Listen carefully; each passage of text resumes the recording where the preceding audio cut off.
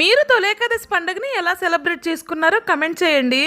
నేనైతే స్పెషల్గా ఏం పూజ చేయలేదు, రెగ్యులర్గా చేసేలాగే దీపారాధన అయితే చేసుకున్నాను.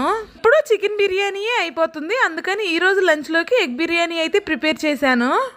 మా సైడ్ అయితే తొలి ఏకాదశి పండుగకి నాన్ వెజ్ అయితే కుక్ చేసుకుంటారు. మా చిన్నప్పటి నుంచి మా అమ్మ అయితే ఈ పండుగను ఎప్పుడూ సెలబ్రేట్ చేయలేదు, మాకు అచ్చుబాటు రాలేదు అని చెప్పి కొంతమందికి కొన్ని సెంటిమెంట్స్ ఉంటాయి కదా, ఇంక అలానే పూజ చేసుకునేది చేసుకుంది వాళ్ళ వాళ్ళ ఇష్టాలను బట్టి ఉంటుంది. కానీ నాన్ వెజ్ మాత్రం కంపల్సరీగా అందరూ తెచ్చుకుంటారు. ఒక్కొక్క సైడ్ ఒక్కొక్క విధంగా అయితే సెలబ్రేట్ చేసుకుంటారు. ఇంతకీ మీ సైడ్ నాన్ వెజ్ తింటారా లేదో కమెంట్ చేయండి.